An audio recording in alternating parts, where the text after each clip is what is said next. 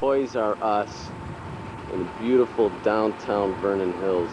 C'est un morceau de l'histoire du business made in America qui disparaît aujourd'hui. The end of an era, one of the most recognizable names in American retail is closing its doors today. Toys R Us filing for liquidation and planning to close its doors after nearly 70 years.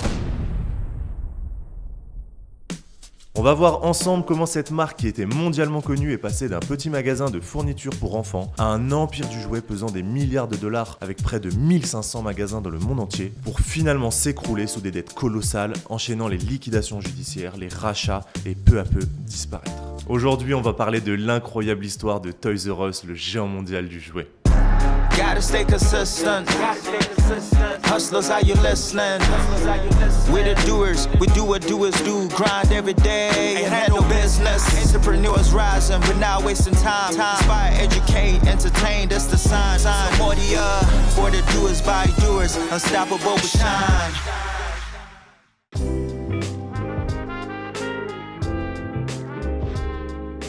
Le fondateur de Toys R Us est Charles Lazarus. Né le 4 octobre 1923 à Washington, il grandit avec ses parents qui tiennent un petit magasin de réparation de vélos. Malheureusement, quelques années plus tard, c'est une période noire pour l'humanité. La Seconde Guerre mondiale est déclarée. Et Charles rejoint l'armée américaine. Il est engagé en tant que cryptographe. Lazarus était l'un des nombreux casseurs de codes qui ont collectivement participé au déchiffrage d'énigmes. Dans une interview, il explique qu'une fois la guerre terminée et discutant avec ses collègues militaires qu'une fois rentrés chez eux, ils avaient tous le même souhait. Construire une famille, se marier et avoir des enfants. Ce qui lui donna une idée. Arrivé à la maison, il décide donc de commencer à vendre des fournitures pour bébés dans le magasin de vélos de ses parents. Il démarre en vendant des poussettes, des lits et quelques jouets. Mais rapidement, il constate que les parents reviennent plus souvent au magasin pour acheter de nouveaux jouets plutôt qu'une nouvelle chaise haute. Il est important de rappeler un point, à cette période nous sommes post-Seconde Guerre mondiale et il se passe un phénomène que tu as sûrement étudié en cours, le baby-boom. Après la guerre, l'optimisme est vite revenu. Depuis 1946, plus de 800 000 Français naissent en moyenne chaque année. Ça fait un bébé et demi par minute. On appelle ça le baby-boom. Et qui dit plus de naissances dit plus de consommateurs de jouets, et ça Charles l'avait détecté sans prendre réellement conscience de l'ampleur derrière tout ça. En marketing, on pourrait dire que c'est un time to market parfait.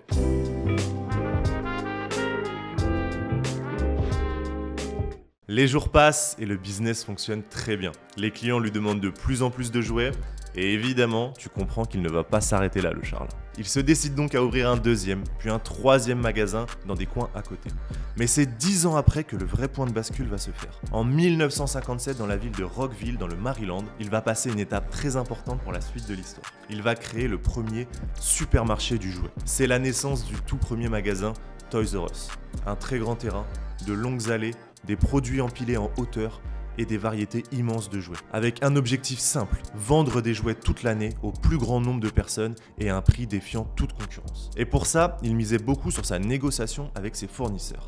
Petite anecdote, c'est pendant cette période, en 1960 d'ailleurs, qu'apparaît pour la première fois la célèbre girafe que tu connais sûrement, Geoffrey la girafe, qui deviendra plus tard la mascotte symbolique de Toys R Us. En 1966, alors qu'il possédait 4 magasins et qu'il vendait pour 12 millions de dollars de jouets, Charles va recevoir une proposition de rachat qu'on ne peut pas refuser. Il décide de vendre l'entreprise à Interstate Store, une société possédant déjà plusieurs chaînes de magasins qui devait l'aider à se développer à une très grande échelle. Le montant de la vente était de 7,5 millions de dollars. En 2023, à notre époque, ça équivaudrait à peu près à 70 millions de dollars. Toys R Us devient une division d'Interstate dirigé par Charles. Et le plan fonctionne très bien, car Toys R Us continue de se développer. Quelques temps après, suite à une concurrence accrue, des mauvais choix stratégiques, le groupe Interstate fait faillite. Une seule division prospère. Évidemment, Toys R Us. En 1978, c'est Charles Lazarus qui reprendra la tête de l'entreprise Interstate, qu'il rebaptisera Toys R Us. La même année, Toys R Us fait son entrée à la bourse de New York. À ce moment-là, Charles, il vit sa best life, je crois.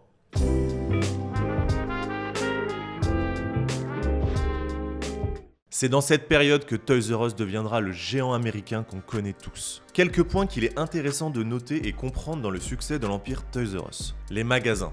Ils sont presque tous identiques et l'aménagement est étudié en amont pour avoir un maximum d'homogénéité. Et ça, pour les clients du magasin, ça renforce une chose, ça renforce l'univers de marque. On peut passer d'un magasin à l'autre sans être perdu. La diversification. Pendant ces années, Toys R Us va mettre beaucoup de force dans des nouveaux projets pour attaquer d'autres marchés et se diversifier. Kids R Us, une marque de magasins spécialisée dans les vêtements et marques pour enfants. Babies R Us, une chaîne de magasins dédiée à la puériculture et au premier âge, un peu moins connue en France d'ailleurs. Ils vont également développer un nouveau concept appelé Kids World, qui réunit les différentes marques du groupe sous un même toit. Ces entrepôts tout en un proposent de la nourriture, des jouets, des vêtements, des accessoires pour bébés et même un studio de photographie. Autre point, la logistique. Il y a une période qui est ultra importante pour les commerçants, que ce soit les petits détaillants de jouets et les grands magasins, c'est Noël. Habituellement, la totalité des jouets se vendait presque à cette période de l'année. En tout cas, les magasins misaient presque que sur celle-ci. Chez Toys R Us, on vend des jouets toute l'année. Et ça, c'est un des principaux avantages par rapport à ses concurrents. Ils vont aussi être très innovants avec un système de caisse et de stock lié à leurs entrepôts qui permet à Charles et ses équipes de surveiller de près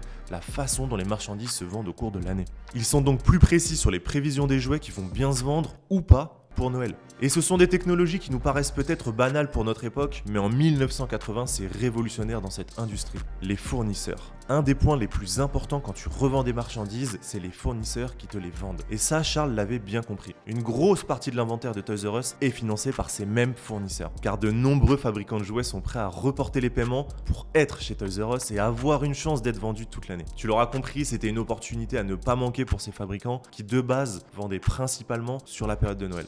Donc seulement quelques semaines en réalité. Du coup, Charles pouvait exiger des prix plus bas et des conditions de paiement plus intéressantes. Au lieu de payer les produits immédiatement, Lazarus forçait les fabricants de jouets à accepter le paiement différé. Avec ces 4 points que je viens d'évoquer, Toys R Us a réussi à se développer à vitesse grand V et couvrir une part importante du marché mondial du jouet. Mais malgré ses forces et ce développement hors norme, la suite de l'aventure ne se déroule pas comme prévu.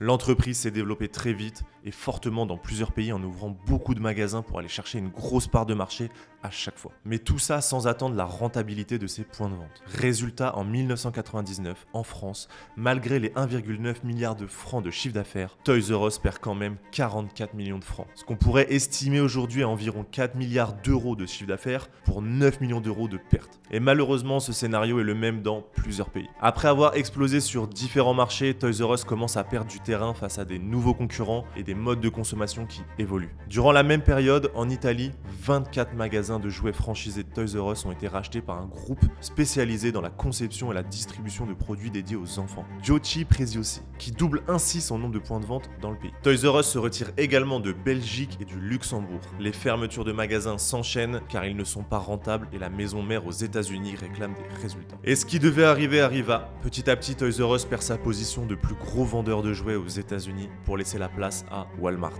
Depuis son arrivée en 89 en France, le géant américain a commis 2 erreurs. Il a d'abord voulu se battre sur les prix, dans un pays où les hypermarchés sont justement imbattables sur le créneau des jouets, et l'enseigne a aussi été confrontée à un problème de surcapacité. Ses magasins étaient trop grands et le seuil de rentabilité du coup trop élevé, il se retrouvait avec des surstocks qu'il n'arrivait pas à écouler. Deuxièmement, on retrouve également des concurrents qui se développaient bien, comme Jouet Club qui représentait déjà 270 magasins à cette époque. En plus, pour ne pas aider, dans les années 2000, Toys R Us va faire une très grosse erreur pour leur stratégie digitale. Le partenariat maudit.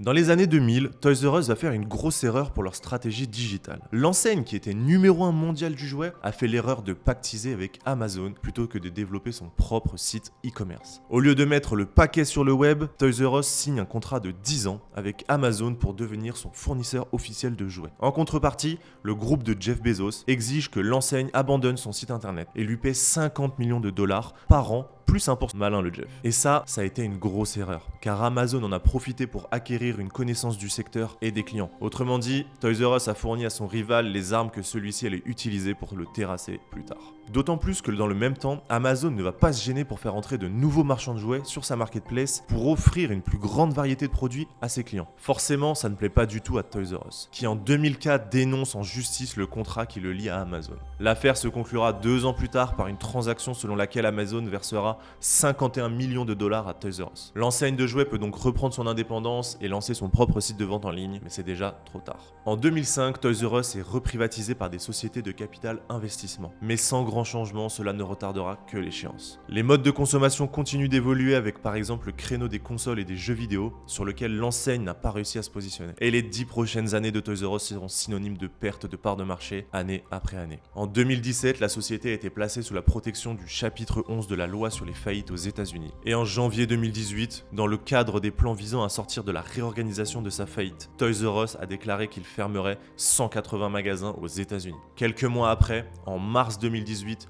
la société a déclaré qu'elle était prête à vendre ou à fermer la totalité de ses 885 magasins. Concrètement, les créanciers de Toys R Us, ceux à qui ils devaient des sous, estimaient qu'ils pourraient récupérer une plus grande partie de leur argent en liquidant la société, plutôt que de trouver un moyen de maintenir l'activité sur le long terme. Une semaine après, le 22 mars 2018, Monsieur Charles Lazarus quittait ce monde. Un super entrepreneur qui a développé un empire du jouet pendant des années en créant une marque forte et qui faisait vivre une expérience et un rêve aux enfants. Si on devait résumer la chute de Toys R Us en quelques points, une dette colossale. Malgré son rachat par des sociétés de capital investissement en 2005, Toys R Us reste écrasé par une dette énorme, impossible à combler. La dette était estimée à 5 milliards de dollars. Une concurrence accrue, d'abord challengée par les discounters tels que Walmart et Target, puis par Amazon, le groupe n'a pas réussi à regagner du terrain aux États-Unis. Un modèle inadapté, des grands magasins, des stocks immenses, l'enseigne apathie de l'évolution des attentes des consommateurs. Puis, le virage digital raté avec son partenariat avec Amazon. Les derniers magasins ont été vendus à d'autres sociétés comme Pickwick en France et Smith Toys qui reprend les magasins allemands, suisses et autrichiens. C'est la fin du règne de l'empire du jouet tel qu'on le connaît, Toys R Us. Mais l'histoire ne s'arrête pas là.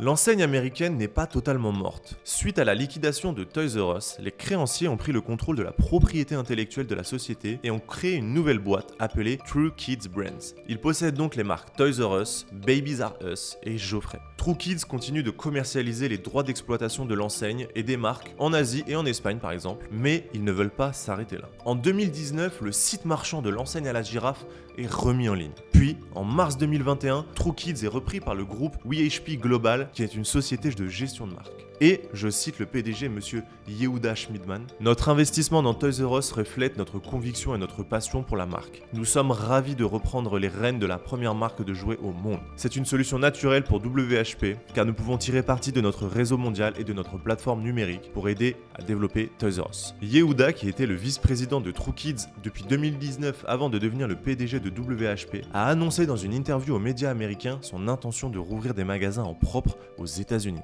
Est-ce que ça signe le vrai retour du géant américain du jouet ?